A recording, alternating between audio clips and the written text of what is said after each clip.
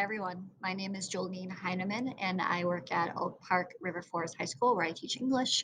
And I'm going to talk to you about a poem called Poem Not to Be Read at Your Wedding, which is a great title for a poem. This is by Beth Fennelly. Fennelly is the poet laureate of Mississippi. She's also an educator there. She's been published tons of times. And so I'm going to read her poem and then I'm going to talk through what I noticed about it. Which might be different than what you notice about it, and that's okay, right? We can make different connections. So, poem not to be read at your wedding. You asked me for a poem about love in place of a wedding present, trying to save me money. For 3 nights, I've lain under glow in the dark stars have stuck to the ceiling over my bed. I've listened to the songs of the galaxy. Well, Carmen, I would rather give you your third set of steak knives than tell you what I know. Let me find you some other store-bought present. Don't make me warn you of stars, how they see us from that distance as miniature and breakable, from the bride who tops the wedding cake to the Mary on Pinto dashboards, holding her ripe red heart in her hands. All right, so read it a few times. It's okay if you don't get it at first. I read it a few times, and really, I want to talk about like what I noticed and that where that kind of like took me. So the first thing is thinking about sound. The first thing that comes up for me is that well Carmen, how that like interrupts the flow, right? So you asked me for a poem about love. I've listened to the songs of the galaxy. There's this rhythm of da da da da da da, and then that phrase well Carmen breaks that rhythm. At the same time, she's also doing that with the sounds, right? There's these L sounds, love, lame, glow, ceiling, listen. And then that's interrupted with this harsh ka, Carmen. And we don't have the L sounds there. So there's something interesting here about this idealized poem at the beginning. It sounds really like poetic, in the way that we would imagine. And then when we get to that well, Carmen interruption, it's more of how you would talk to a friend, right? So I think that is really interesting. So then that leads me to think about the subject matter. The first thing is that this is addressed to Carmen, right? You asked me for a poem, I'm writing for you. So that's an interesting choice that this is written for someone. But the main thing that sticks out to me in the content is the imagery at the bottom about the bride who tops the wedding cake and then the Mary on Pinto dashboards. So these are very idealized versions of women, right? The bride is, beautiful and perfect and wearing a white dress because she's virginal. And it's like the day that is like, you're supposed to be perfect, right? And especially the topper on a wedding cake, because that's not a real person. So they have nothing messy in their past. They have no like real feelings or real faults.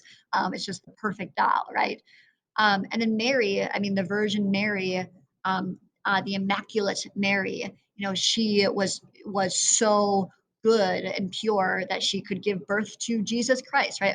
According to Christianity. So these are very idealized version of women, right?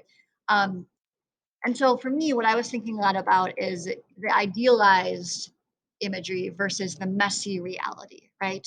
And so we have, for example, the songs of the galaxy, the galaxy, and that contrasts it with glow in the dark stars stuck to the ceiling. You may have had those, or maybe you do have those now. I had them when I was younger.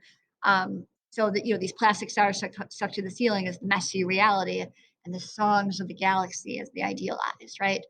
And then we have the poem itself. Her friend asked for a poem about love, idealize a poem about love. And she's like, well, I'd rather get you your third set of steak knives. That's the messy reality.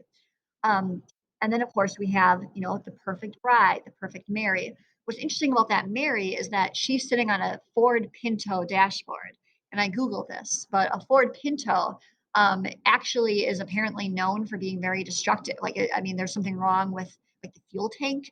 And so there are lots of like accidents and death, I guess, connected to the Ford Pinto.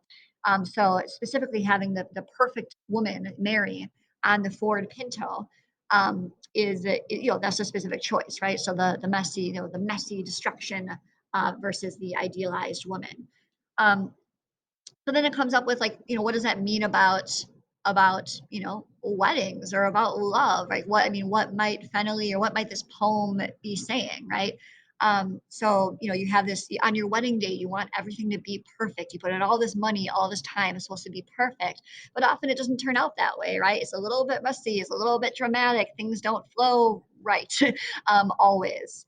And so, I think that there's this expectation of perfection, and then like the idea that reality is messy, and just like how the stars, right? The stars see us as miniature and breakable, because life is kind of miniature and kind of breakable and kind of messy. And that's okay, right?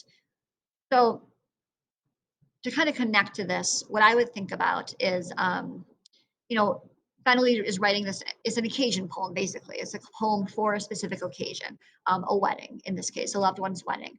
And she seems to be saying that like reality can never live up to expectations, right? That things are not going to be perfect. They're going to be a little bit messy. They're going to be a little bit breakable because life is a little bit messy and life is a little bit breakable, and that's okay, right? And so, a journal for you, I would challenge you to think of a special occasion. So it could be a wedding or a funeral, or it could be graduation, or just like a family dinner or a birthday, and write something, a poem, a letter, a journal, that also expresses something that should not be said there, right? A truth that should not be said in this scenario.